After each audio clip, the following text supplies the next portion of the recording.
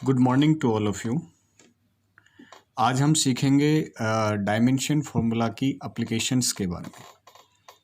Last lecture में हमने dimension formula के बारे में डिस्कस किया था, तो जिस बच्चे ने लास्ट लेक्चर अटेंड नहीं किया है वो एक बार जा कर के उसको विजिट कर लीजिए, ताकि आपको ये पता लग जाए कि डायमेंशन फार्मूला क्या होता है और कैसे निकाला जाता है। आज हम उसके एप्लीकेशंस के बारे में डिस्कस करेंगे कि जो डायमेंशन फार्मूला हम पढ़ चुके हैं उनकी आखिर एप्लीकेशंस क्या है। मैं कुछ आपको रिकॉल करता हूँ, कुछ डायमेंशन फार्मूला जो अक्सर यूज होते हैं। जैसे आपसे कहा जाए कि what will be the dimension formula of velocity, तो आप कहेंगे कि it will be LT-1। Simply LT-1 होता है, बाकी आप लिख सकते हैं M0 L0 L1 T-1। आपसे पूछा जाए डायमेंशन फार्मूला ऑफ एक्सेलरेशन कितना होता है, तो यू विल टेल LT-2। इसी तरह से dimension formula of force you must remember MLT-2। Dimension formula of work done ML2 T-2। Dimension formula of power this will be ML2 T-3 and so on. और इनकी जो आवश्यकता होगी वो हम समय के अनुसार निकाल लेंगे क्वेश्चंस के अंदर। अब एप्लीकेशंस के ऊपर जा रहे हैं, तो यहाँ पर 4 एप्लीकेशन आपको नज़र आती है डायमेंशन की। और कौन सी 4 एप्लीकेशंस है वो? First, to find dimension formula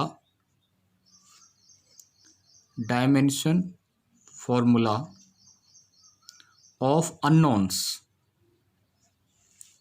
Dimension formula of unknowns. Second application, to check the correctness of a formula. Correctness of a given formula. कोई formula given है, उसका correctness चेक करना है कि वो correct है कि नहीं। तीसरी application है to drive a formula. कोई formula अगर drive करना हो तो उसमें भी हम dimension approach का यूज कर सकते हैं। And the last one is your to convert one system of units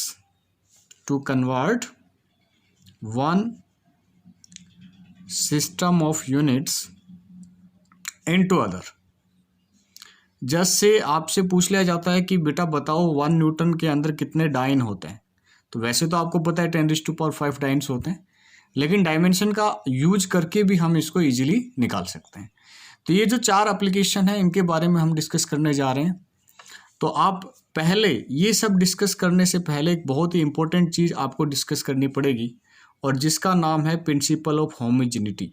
इसको समझिएगा, प्रिंसिपल ऑफ होमोजेनिटी, इसको समझना जरूरी है, ठीक है। प्रिंसिपल ऑफ होमोजेनिटी क्या बोलता है? होमोजेनिटी वर्ड जो है वो होमोजीनियस वर्ड से निकला है, या मैं ये कहूँ कि आप इस होमो को एक बार देखिए जरा। होमो मीन्स होता है सेम, या यू कैन से लाइक। अब ये प्रिंसिपल ऑफ होमोजेनिटी यहाँ पर क्या बोलता है? यहाँ पर ये बोलता है कि ओनली लाइक क्वांटिटीज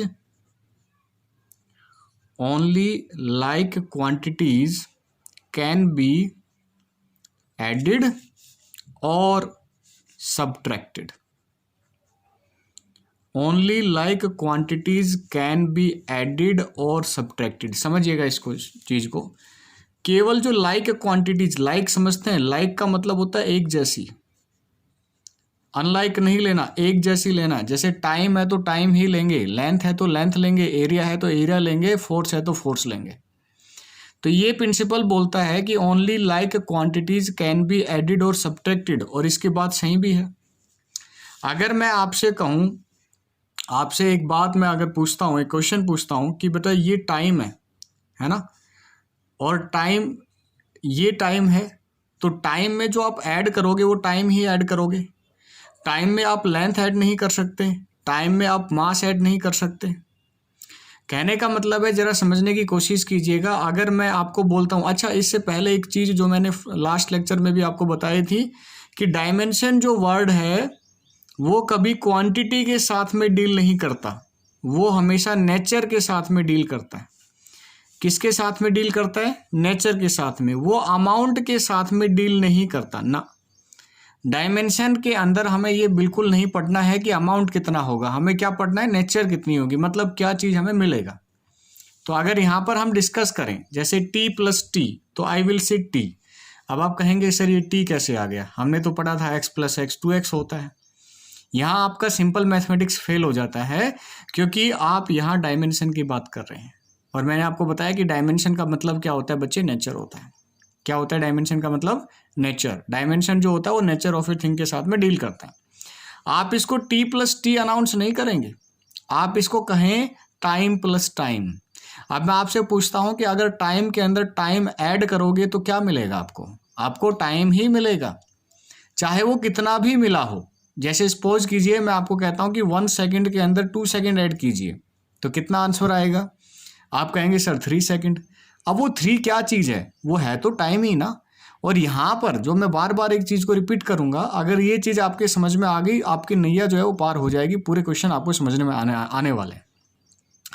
डायमेंशन में चीज़ों की नेचर देखी जाती है, उनका अमाउंट नहीं देखा जाता। एक बात को अच्छे से समझ लो, क्या देखते हैं, नेचर। नेचर का मतलब चीज़ कैसी है।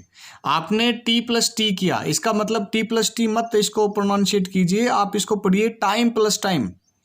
तो टाइम में जब आप टाइम ऐड करेंगे तो आपको क्या मिलेगा, डेफिनेटली आपको टाइम ही मिलेगा, लेकिन कितना मिलेगा ये यहाँ हमारा मुद्दा बिल्कुल भी नहीं है। क्यों नहीं है, क्योंकि हम डायमेंशन पढ़ रहे हैं, हम मैथमेटिक्स नहीं पढ़ रहे, हम क्या पढ़ रहे हैं, डायमेंशन पढ़ रहे हैं। तो डायमेंशन में केवल ये देखा जाता है कि क्या मिलेगा। अब जैसे इसी तरह से t माइनस टी करूँगा तो एक सिंपल बच्चा इसका आंसर देगा कि सर इसका आंसर आएगा 0, क्योंकि हमने पढ़ रखा है भाई x माइनस एक्स 0 होता है, y माइनस वाई 0 होता है, पढ़ा हुआ है। लेकिन मेरे बच्चे यहाँ पर मैं लिखूंगा t minus T is equal to T, कारण टाइम में से टाइम माइनस करोगे तो टाइम ही मिलेगा।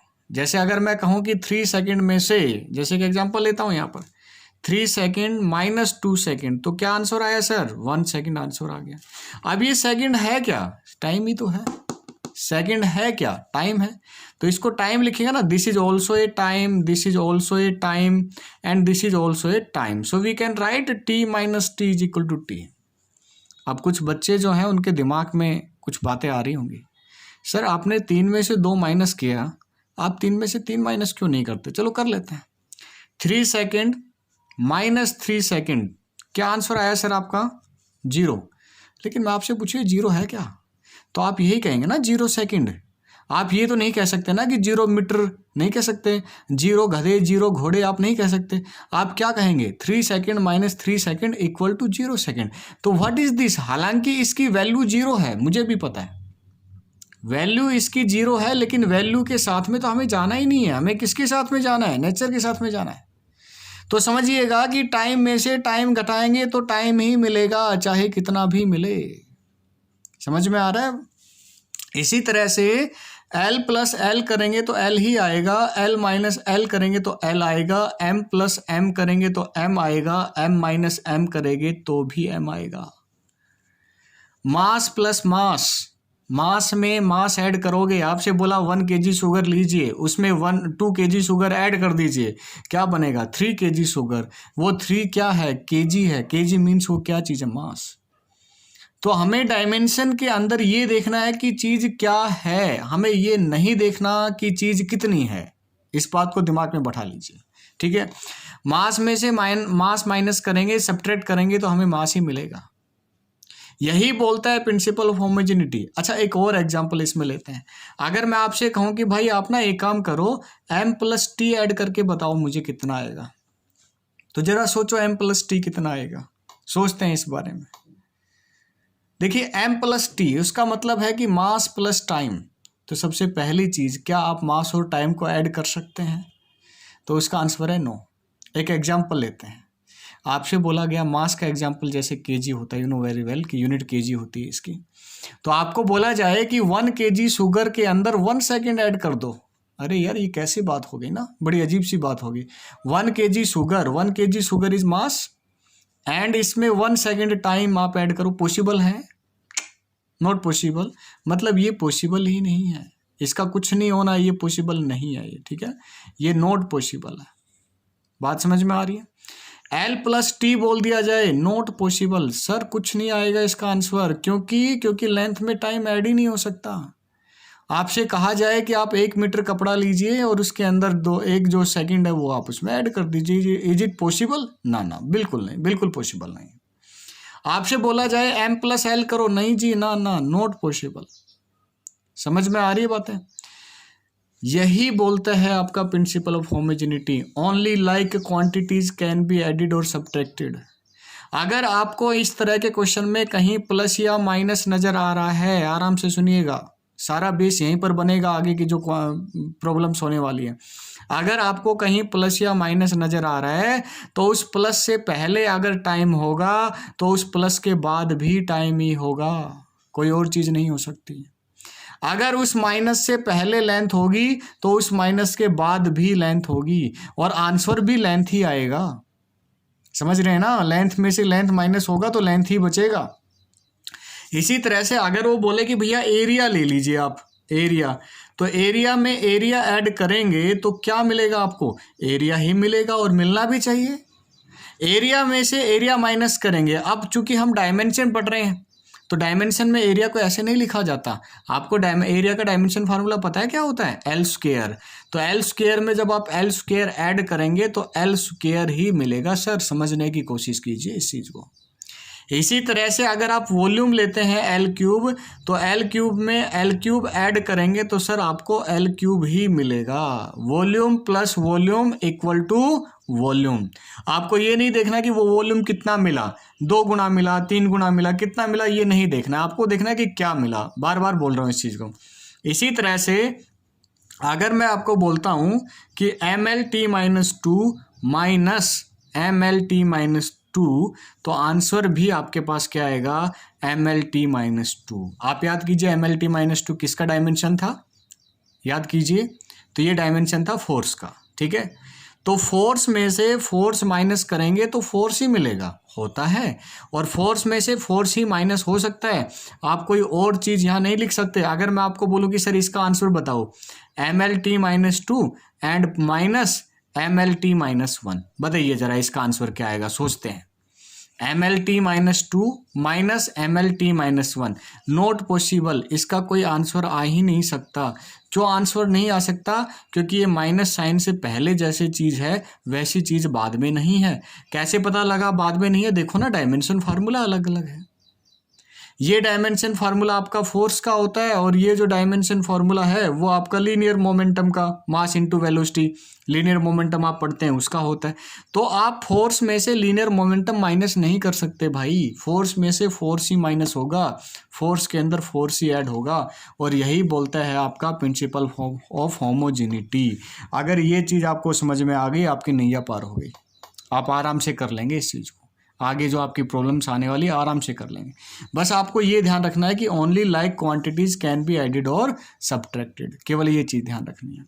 तो अब मैं इसके एप्लीकेशंस पे जाता हूँ। पहली एप्लीकेशन को कवर करते हैं आज, उसको फर्स्ट एप्लीकेशन को कवर करेंगे, टाइम बचा तो सेकेंड एप्लीकेशन भी ले लेंगे। तो देखिए फर्स्ट एप्लीकेशन क्या बोलती है, to find dimension formula of unknown, to find dimension formula of unknowns. 3-4 question, 4-5 question मैं करवाऊंगा ताकि हर तरह की प्रॉब्लम आपकी कवर हो जाए। To find the dimension formula of unknowns. अब जैसे क्वेश्चन के तरीके समझेंगे इसको। उसने बोला गिवन, एक क्वेश्चन ले लेते हैं, given F is equal to A/B+T। ऐसे ही आर्बिट्रेरी दे दिया उसने, क्वेश्चन में कुछ भी दे सकता है, और यहाँ पे लिख दिया where F is a force, F is a force, T is a time, ये उसने मेंशन कर दिया। और क्या बोला, फाइंड डायमेंशन फार्मूला DF, मैं यहाँ शॉर्ट फॉर्म लिख रहा हूँ, dimension formula of A and B। अब क्वेश्चन के ऊपर जरा ध्यानपूर्वक कंसंट्रेशन करते हैं। F is equal to A/B+T एक फॉर्मूला है, F is a force given है, क्वेश्चन में मेंशन है। अच्छा, इस तरह के क्वेश्चन को बहुत केयरफुली जो है ना वो हमें पढ़ना पड़ता है। F is a force, T is a time, ठीक है। इसने बोला F फोर्स है, T टाइम है, A और B का निकालो। A और B क्या है हमारे लिए, अननोन है।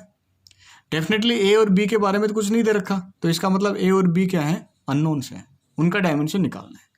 कैसे निकालेंगे, ट्रिक बता देता हूँ इस तरह के क्वेश्चन की। सबसे पहली ट्रिक जो है, ट्रिक ये है इस तरह के क्वेश्चन की कि आपको क्वेश्चन के अंदर प्लस देखना है कहाँ है या फिर माइनस देखना है, और जब इनसे भी काम ना चले तो फिर इक्वल टू के साइन पे आएंगे। अब ये ट्रिक हम क्यों यूज कर रहे हैं, ये प्लस माइनस या इक्वल टू का जो साइन है वो हम यूज क्यों कर रहे हैं, आपको अभी थोड़ी देर पहले मैंने प्रिंसिपल ऑफ होमोजेनिटी बताया, तो उसमें आपने देखा कि अगर कोई प्लस का साइन है तो उससे यहाँ जैसी चीज़ होगी ठीक वैसी ही चीज़ यहाँ पर भी होगी। अभी हमने पढ़ा ना कि only like quantities can be added and subtracted. इसी तरह से अगर कोई माइनस का साइन है तो उससे आगे अगर जैसी चीज़ होगी तो पीछे भी वैसी ही चीज़ होगी, बस यही तो देखना है। और अगर इक्वल टू आएगा तो भी तो वही सेम चीज़ आएगी। जैसे मैं बोलूँ टाइम प्लस टाइम तो क्या बचता है, टाइम ही बचता है। टाइम माइनस टाइम तो क्या बचेगा, टाइम ही तो बचेगा सर। तो ये प्लस माइनस और इक्वल टू के साइन बहुत इंपॉर्टेंट रोल प्ले करते हैं। जहां पर प्लस माइनस दिखे आप कह सकते हैं कि जो डायमेंशन इसका होगा ठीक वही डायमेंशन इसका भी होगा, और यहाँ पर तो इक्वल टू का साइन है ही तो कोई मुद्दा ही नहीं है, इसका भी वही होगा। समझ में आई बात। तो आप देखते हैं इस क्वेश्चन में ये आपके पास ट्रिक है, आप इस ट्रिक को याद रखेंगे आगे करने के लिए। अब इस क्वेश्चन को देखिए, बी प्लस टी, आपको प्लस कहाँ नजर आया, बी प्लस टी नजर आया। क्वेश्चन में देख रहे हो ना कहाँ नजर आया, बी प्लस टी। तो बी प्लस टी जो है हमें क्या बता रहा है, B plus T tells us that, आराम से सुनिएगा, बी प्लस टी मुझे बता रहा है कि भाई dimension formula of B will be equal to dimension formula of T. क्यों, क्योंकि बीच में प्लस का टाइम है। आप देखिए अगर ये टाइम है तो भाई देखो सिंपल सी बात है, टाइम में टाइम ही जुड़ता है ना यार, और कुछ तो नहीं जुड़ता। टाइम में कोई मैं मास तो नहीं जोड़ूंगा, टाइम में कोई लेंथ तो नहीं जोड़ूंगा, टाइम में क्या जुड़ेगा, टाइम जुड़ेगा। तो अगर ये टाइम है तो ये भी क्या होगा, टाइम ही होगा ना। तो that's why we can write dimension formula of B is equal to dimension formula of T, और टी का डायमेंशन फार्मूला क्या होता है, कैपिटल टी। मतलब यहाँ बी का डायमेंशन फार्मूला क्या आ गया, कैपिटल टी। आप इसको ऐसे भी लिख सकते हैं M0 L0 T1, वो आपकी मर्जी है, आप लिखना चाहो तो लिख लो, ठीक है। अच्छा कई बच्चे जो हैं वो इसमें ऐसे लिख देते हैं B is equal to T, ना जी गलत है जी। इन दोनों में इसमें जमीन आसमान का अंतर है, आप समझने की कोशिश कीजिएगा। यहां पर बी और T, B equal to T का मतलब हो गया कि value of B is equal to value of T, ऐसा नहीं है। लेकिन ऐसा जरूर है कि जो डायमेंशन बी का होगा वही डायमेंशन टी का होगा। आप समझने की कोशिश कीजिएगा, अगर आप ऐसा लिख रहे हैं तो आप गलत लिख रहे हैं। आपको ये ब्रैकेट्स यूज करनी जरूरी है, या फिर पूरा मेंशन कीजिए कि dimension formula of B is equal to dimension formula of T. समझ में आ रही है बातें। अच्छा जी, अब एक बात बताओ, आपने बी का निकाल लिया, अब किसका निकालना है, ए का। तो प्लस का तो आपने यूज कर लिया था, तो अब आप किसके ऊपर जाएंगे, इक्वल टू के साइन के ऊपर। समझ में आ रही है बातें। तो आप यहाँ पे अब आप लिखेंगे कि भैया आपका F is equal to A upon B plus T है, ठीक है। तो आप बोल सकते हैं, देखो इक्वल टू का साइन आ रहा है, इक्वल टू का साइन तो वैसे ही बताएगा कि इक्वल होगा। तो आप बोल सकते हैं कि dimension formula of F is equal to dimension formula of A upon B upon T, sorry B plus T. समझ में आ रहा है। और इसको मैं हल्का सा सेपरेट कर लेता हूँ, मैं बोलता हूँ डायमेंशन फार्मूला ऑफ एफ, ऊपर किया मैंने ए और नीचे किया सर मैंने बी, जैसा फार्मूला है उसके हिसाब से ही हम चल रहे हैं, ठीक है। अब इसको बोलेंगे, अब देखो एक बात यहाँ पर बताओ, फोर्स का डायमेंशन फार्मूला आपको याद होना चाहिए क्योंकि ये चीज़ें ना बार बार यूज होती हैं। तो फोर्स का डायमेंशन फार्मूला क्या होता है, MLT-2। क्या डायमेंशन फार्मूला होता है, MLT-2। ऊपर ए का मुझे पता नहीं, निकालना है। अच्छा एक बात यहाँ पर बताओ, ये टाइम था, ये भी क्या था, टाइम था ना टाइम। अरे टाइम में टाइम ही ऐड होता है ना, तो जब टाइम में टाइम ऐड करोगे तो आंसर क्या आएगा, टाइम ही आएगा ना। तो यहाँ पर कैपिटल टी लिखूं कि नहीं लिखूं, बोलो हाँ या ना। लिख सकता हूँ ना। मैं आपको ये बता रहा हूँ यहाँ पर कि dimension formula of B plus T ये कितना हो सकता है। आप इसको ऐसे लिखेंगे, यस या नो, पहले ये बताओ। आप इसको अलग अलग कर सकते हैं, बिल्कुल डेफिनेटली कर सकते हैं। अच्छा इसका बताया ना अभी टी, अरे निकाल लिया भाई, ये देखो ना, ये देखो यहाँ, और टाइम का आपको पता है टी, और टी प्लस टी, तो वही तो पुट किया मैंने। समझ रहे हैं। और फोर्स का डायमेंशन फार्मूला आपको याद होना चाहिए कि फोर्स का डायमेंशन फार्मूला क्या होता है आपके पास में, MLT-2। फोर्स का आपको याद होना चाहिए। तो अब इसको जो है मैं इधर भेज देता हूँ इस चीज़ को। तो dimension formula of A will be equal to MLT-2 और इनटू में टी, ये टी उधर जाके मल्टीप्लाई हो गया। तो क्या डायमेंशन फार्मूला आ गया ए का डायमेंशन फार्मूला आ गया ML_T-1। उम्मीद करता हूँ समझ में आया होगा। एक बार दोबारा मैं इसको रिवाइज करवा देता हूँ, फिर आगे चलेंगे। यहाँ पर क्या बोला गया, F = A/B+T। ठीक है, F = A/B+T। आपको ए और बी का डायमेंशन फार्मूला निकालना है। फोर्स और टाइम आपको बस गिवन है कि F जो है वो फोर्स है, T टाइम है। तो हम ये एज्यूम करके चलते हैं कि आपको फोर्स का डायमेंशन पता है, ठीक है, टाइम का T होता है। तो इस तरह के क्वेश्चन की ट्रिक मैंने आपको बताया कि आप देखेंगे प्लस या माइनस या इक्वल टू, ये आप देखेंगे, ठीक है। तो B+T मुझे क्या बता रहा है, P+T मुझे बता रहा है, देखो बीच में प्लस का साइन आ गया, तो अगर ये टाइम है तो ये भी टाइम होना चाहिए। तो आप बोल सकते हैं जो डायमेंशन B का होगा वही डायमेंशन T का होगा, और T का डायमेंशन क्या है, कैपिटल T है, तो इसलिए B का डायमेंशन फार्मूला क्या आ जाएगा, M0L0T1। अब बची बात A के ऊपर, तो इस प्लस का तो हमने यूज कर लिया, तो आप किसके ऊपर आएंगे, इक्वल टू के ऊपर आएंगे। तो F = A/B+T है, ठीक है। तो यहाँ आप कहेंगे कि जो डायमेंशन F का होगा वही डायमेंशन, मतलब जो लेफ्ट हैंड साइड का डायमेंशन होगा वही डायमेंशन राइट हैंड साइड का भी होगा। समझ में आ रही है बातें। तो यहाँ से आप इनको फिर अलग अलग करेंगे, सेपरेट करेंगे। अब ये टाइम था, ये भी टाइम था, तो टाइम प्लस टाइम टाइम होता है, तो यहाँ T पुट कर दिया। और फोर्स का डायमेंशन ML_T-2 पता होता है, ठीक है।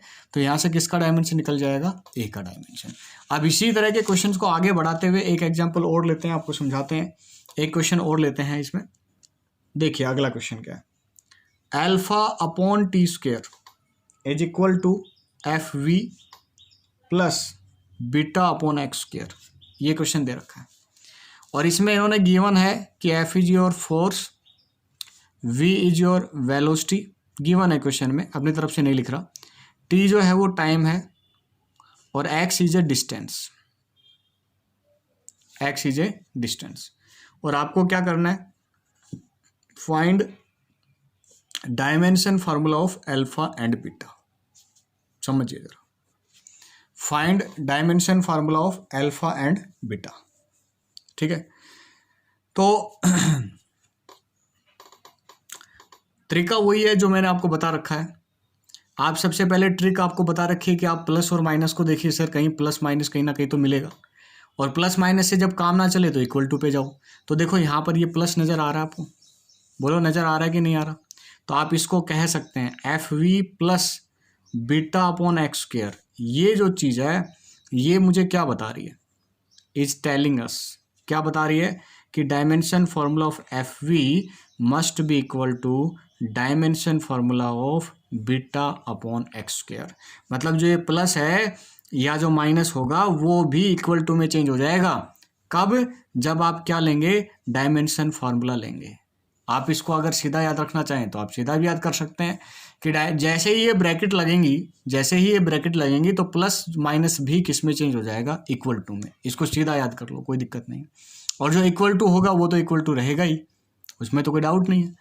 तो आप देखिए यहाँ पर फोर्स का डायमेंशन मैंने बताया था ML_T-2 होता है, वेलोसिटी का क्या होता है L_T-1। इधर आ जाएं, इधर डायमेंशन फार्मूला ऑफ बीटा, और x² का L² हो जाएगा। इतना तो आपको पता ही है बेटा। तो अगर इसको हम आगे करें तो ये आपके पास में देखना ML_T-2 और L_T-1, तो क्या बन जाएगा ML²T-3। और इस साइड अगर हम देखते हैं तो इधर आपके पास में बीटा है और नीचे L²। अब इस L² को इधर भेज दीजिए, तो यहाँ से बीटा का डायमेंशन क्या निकल के आएगा, यहाँ से बीटा का डायमेंशन निकल के आ जाएगा ML4T-3, ठीक है ना। ये L² इधर जाएगा तो C4 हो जाएगा। बात समझ में आई, बिल्कुल सिंपल सी बात है। आपको ये देखना है प्लस माइनस कहाँ है, पहले उसको देखेंगे, बाद में दूसरी जगह जाएंगे।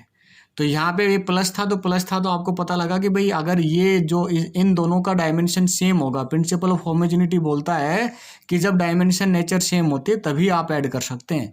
तो जो डायमेंशन इसका होगा वही डायमेंशन इसका होगा, और आपने सोल्व कर दिया। अब अल्फा का और बच गया, तो अल्फा के लिए इस इक्वल टू के साइन पे आ जाओ। आप इसको कहेंगे, इस पूरे फॉर्मूले को ले लो अब, FV + β/x²। तो इस फॉर्मूले से आप कह सकते हैं कि dimension formula of α/T² will be equal to dimension formula of FV + β/x²। आप बोल सकते हैं आराम से, क्योंकि यहाँ बीच में प्लस साइन है ना। आपको ये कह रहा होगा सर यहाँ आपने प्लस क्यों लिया, यहाँ तो इक्वल टू लेना। अरे लेंगे भाई, इक्वल टू भी लेंगे, शांति रखो, ठीक है। तो आप इसको ऐसे लिख सकते हैं। अच्छा मुझे बताओ, अभी थोड़ी देर पहले ही तो निकाला है यार। इसकी जगह अगर मैं एम ये जो है मतलब ऐसे मैं लिख दूं इसको, एफ वी और is equal to dimension formula of beta upon X square, बोलो लिख सकते हैं कि नहीं? देखो दोनों ऐड हो रहे हैं, आप समझिएगा, दोनों ऐड हो रहे हैं, तो जो डायमेंशन इसका होगा वही डायमेंशन इसका होगा, मैं इसको लिख सकता हूँ। और आपको ये ट्रिक भी बताई थी मैंने आपको कि आप अगर ज़्यादा ही इसमें प्रॉब्लम फेस कर रहे हैं तो जहाँ आपको प्लस माइनस दिखे वहाँ पर भी इक्वल टू लगा दो, लेकिन कंडीशन ये है कि वहाँ ये ब्रैकेट्स का यूज़ करना जरूरी है क्योंकि आप डायमेंशन पढ़ रहे हैं।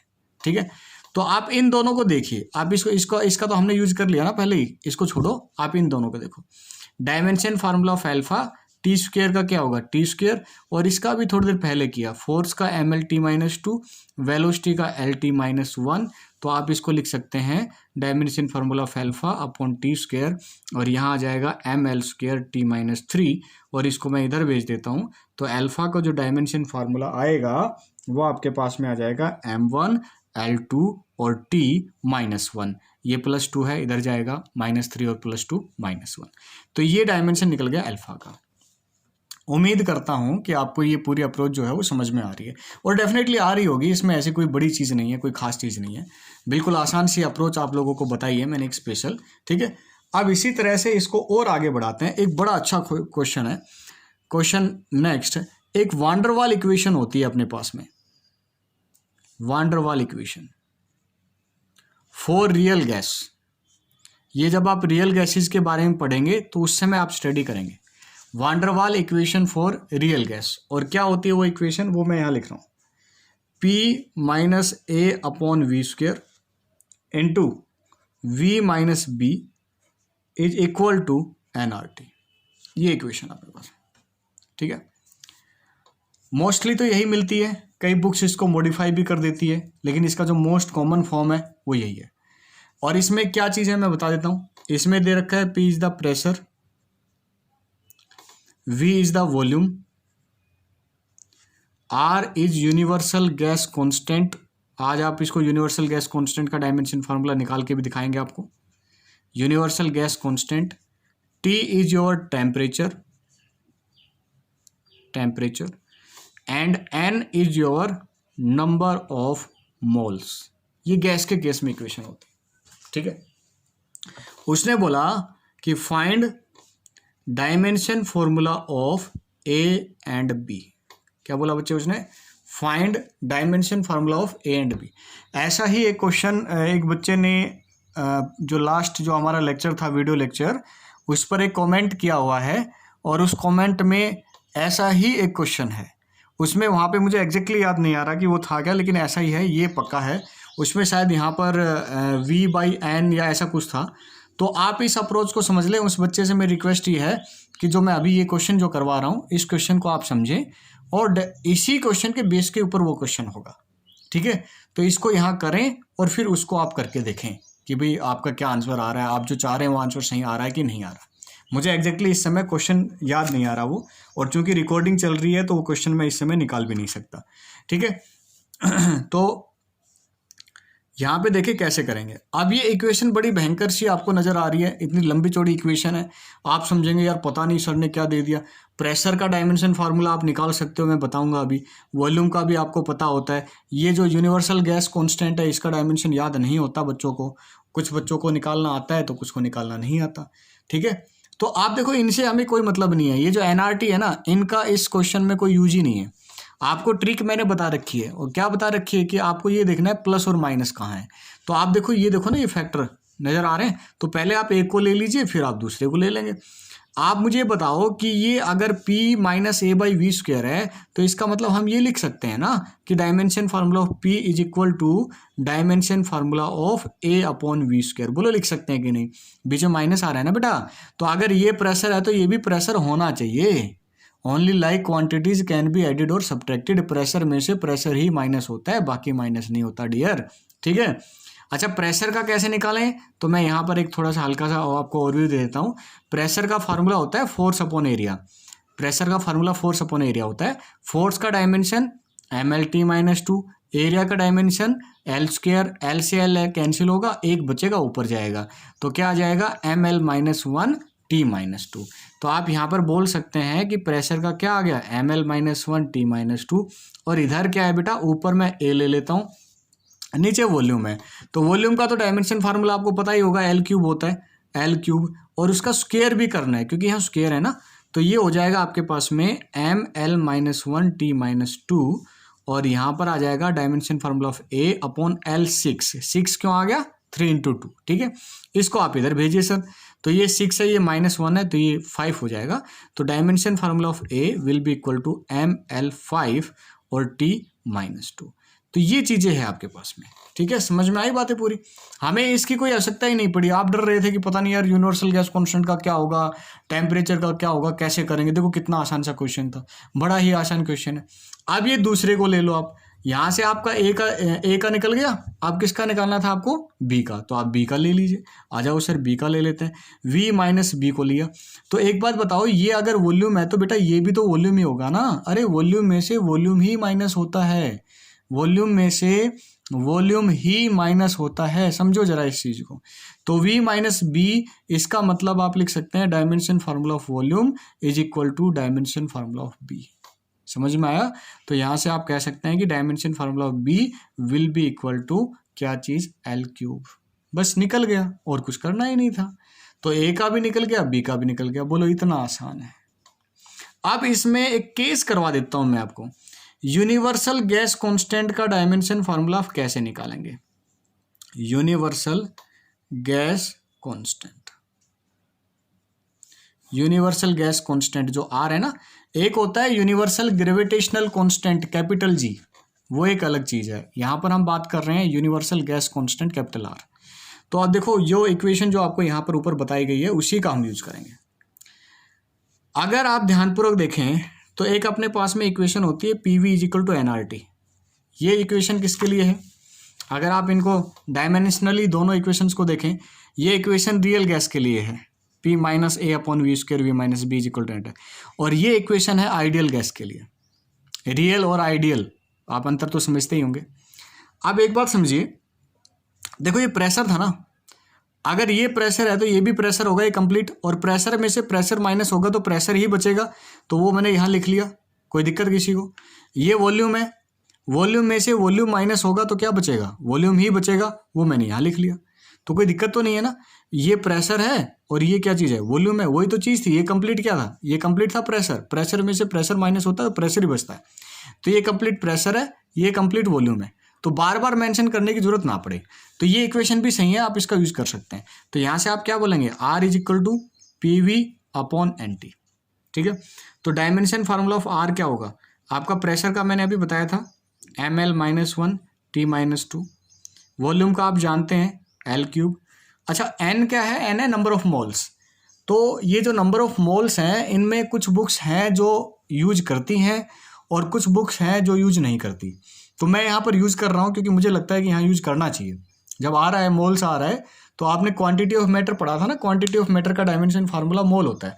कई बुक्स कहती हैं कि यार ये तो एक नंबर है 1 2 3 4, तो इसको छोड़ दो। तो वो आपकी चॉइस होगी कि आप छोड़ना चाहें या ना छोड़ना चाहें। लिखेंगे तो भी ठीक है, नहीं लिखेंगे तो भी ठीक है।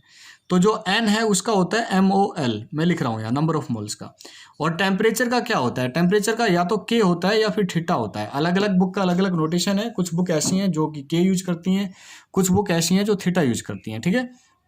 तो यहाँ से जब आप सोल्व करेंगे इसको, तो डायमेंशन फार्मूला ऑफ R कितना आ जाएगा आपके पास में, देखो यहाँ से आप सोल्व कीजिए, ml² बन जाएगा, ये -3 है, ये 3 है, तो ml² T-2 ऊपर जाएगा तो मोल -1, और टेम्परेचर ऊपर जाएगा तो K-1। तो ये आपके पास में डायमेंशन फार्मूला आ गया यूनिवर्सल ग्रेविटेशनल कांस्टेंट का, ठीक है। तो इस तरह से आप निकालेंगे इसको। अब एक दो क्वेश्चन और लेते हैं। उम्मीद करता हूँ कि बेटा समझ में आ रहा है सबको। ये पहली एप्लीकेशन थी और काफ़ी इंपॉर्टेंट एप्लीकेशन है, to find the dimension formula of unknowns, ठीक है। अब एक क्वेश्चन और लेते हैं, एक दो क्वेश्चन लूंगा मैं यहाँ पर, फिर उसके बाद में दूसरी एप्लीकेशन के ऊपर चलेंगे। और वीडियो लेंदी हो रहा है तो वो दूसरे उसमें करेंगे उसको, इसमें नहीं करेंगे, ठीक है। तो इसमें दो क्वेश्चन मैं और ले रहा हूँ आपको समझाने के लिए। सभी तरह के क्वेश्चन लेने की मैंने यहाँ कोशिश की है। बाकी क्वेश्चन बहुत सारे हैं, भरमार है, आप पूछ सकते हो, आप मुझे कॉमेंट कर सकते हो। ये क्वेश्चन मैं यहाँ ले रहा हूँ इस तरह का, आप देखिएगा। अब ये अलग क्वेश्चन आ गया, alpha is equal to F upon V², sine beta T. इसमें उसने बोला कि एफ जो है वो फोर्स है और वी जो है बेटा वो वेलोसिटी है। एफ फोर्स है, वी वेलोसिटी है, और आपको डायमेंशन फार्मूला निकालना है। किसका निकालना है? अल्फा एंड बीटा का। ठीक है, तो अब इसके क्वेश्चन को कैसे करेंगे? अब मैंने आपको बताया, देखिए अल्फा बीटा अननोन है, तो आप आइडेंटिफाई तो आराम से कर लेंगे कि भैया अननोन्स का डायमेंशन निकालना है। अब मुद्दा क्या है, यहाँ आपको ना तो कहीं प्लस नज़र आ रहा है ना कहीं माइनस नज़र आ रहा, कोई बात नहीं। इक्वल टू नज़र आ रहा है, बिल्कुल करेंगे, इक्वल टू का यूज करेंगे। लेकिन ये एक विशेष टाइप का क्वेश्चन है, इसमें मैं आपको नोट डलवाऊंगा, यहाँ पे नोट डलवाऊंगा। एक्चुअल में कोई टिग्नोमेट्रिक फंक्शन आपको नज़र आता है, trigonometric function. Trigonometric function, trigonometric function का मतलब क्या है? जैसे आपको साइन थीटा नज़र आया, ठीक है, कोस थीटा नज़र आया, टेन नज़र आया, tan theta, cot theta, secant theta, cosecant theta, या फिर इनके इनवर्स फंक्शन नज़र आ जाएं, sine inverse theta, cos inverse theta, इस तरह से। ये टिग्नोमेट्रिक फंक्शंस हैं। टिग्नोमेट्रिक फंक्शन का कोई डायमेंशन नहीं होता, याद रखेंगे। टिग्नोमेट्रिक फंक्शन का कोई डायमेंशन नहीं होता। क्यों नहीं होता? जैसे एक छोटा सा मैं एग्जांपल लेता हूँ। अगर आपसे बोले साइन थीटा, तो आप याद कीजिए जब हम ट्रायंगल की बात करते थे ना, ट्रायंगल याद है आपको? तो उसमें बोलते थे पंडित बद्री प्रसाद हर हर बोले, याद आया कुछ? पंडित बद्री प्रसाद हर हर बोले, मतलब इसका फॉर्मूला होता था परपेंडिकुलर अपॉन हाइपोटेन्यूस।